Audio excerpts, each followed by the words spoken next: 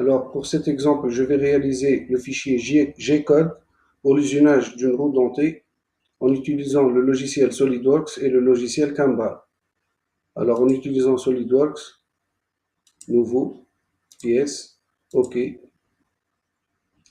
Ensuite, bibliothèque de conception, Toolbox, activé maintenant. Je choisis la norme ISO, transmission de puissance, engrenage, roue droite cylindrique, bouton droit, créer la pièce. Maintenant, je vais configurer la pièce, le module 3, nombre de dents 15, angle de pression 20, largeur de la face 3, diamètre de l'arbre 6, c'est bon, je valide. Alors ensuite, enregistrer sous, bureau, je choisis un nom, par exemple Z15, enregistrer, fermer, ouvrir, bureau Z15.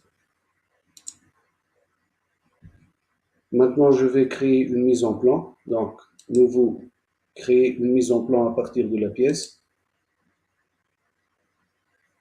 Je choisis le calque, le format A4. Je décoche ici afficher le fond du plan. Taille personnalisée. OK. Je fais glisser maintenant la vue de face au milieu de la feuille. Je vérifie l'échelle. Alors, utiliser une échelle personnalisée. Échelle 1 sur 1. Je valide. Je supprime maintenant les axes du centre.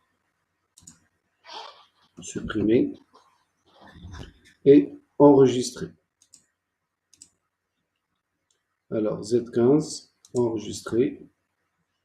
Ensuite, enregistrer sous Z15 et je choisis ici l'extension DXF.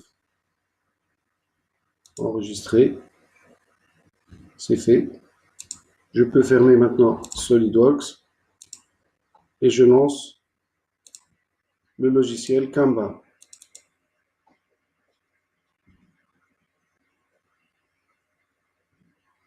Fichier, ouvrir. Alors dans le bureau, je sélectionne Z15 DXF, ouvrir. Voilà, j'ai la forme de la pièce.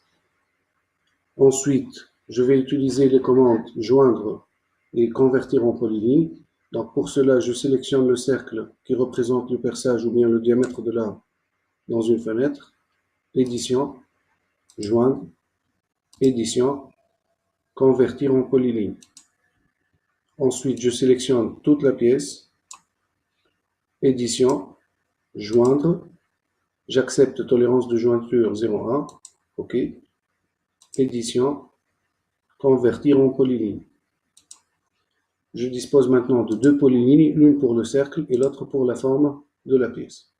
Ensuite, à ce niveau-là, donc j'appuie sur usinage et brut. Donc j'appuie sur le plus du brut pour donner les dimensions du brut. Le brut, ça veut dire, si vous voulez, donc on donne les dimensions de la plaque sur laquelle on va usiner cette pièce. Alors, dimension, suivant X, je vais choisir par exemple 150. Suivant Y, une largeur aussi de 150.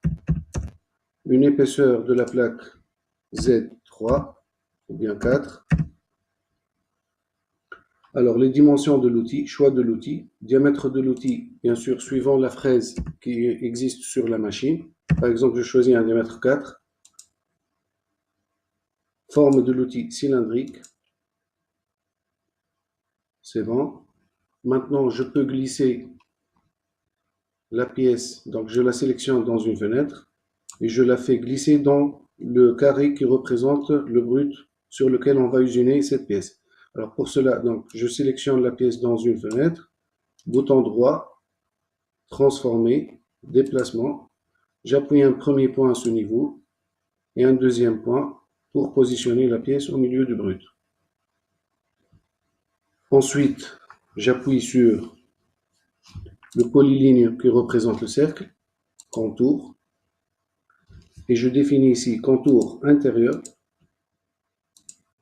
parce que c'est un perçage. Diamètre de l'outil, donc 4. Contrôle des avances, je sélectionne une vitesse d'avance 50, une vitesse d'avance en plongée 50, l'incrément de passe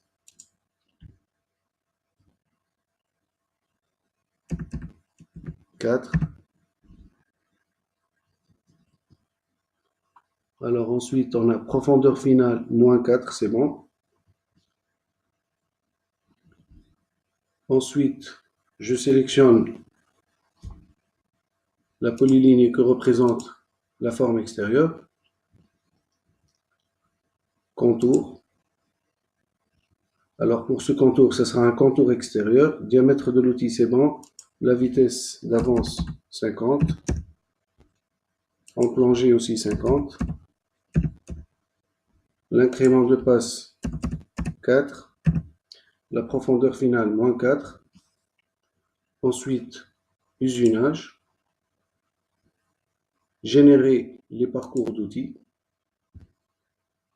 Donc on peut vérifier les contours ou bien la trajectoire de l'outil pour faire le diamètre intérieur et la forme extérieure. Ensuite, usinage, générer ou bien créer le fichier G-code. Enregistrer, c'est bon. Je peux fermer maintenant Kanban et je lance le logiciel Mach 3 fraisage.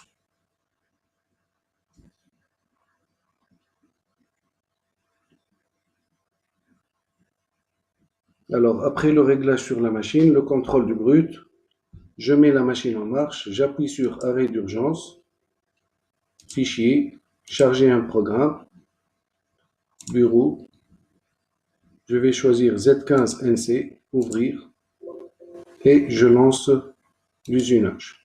Et je peux ici suivre l'évolution de l'usinage.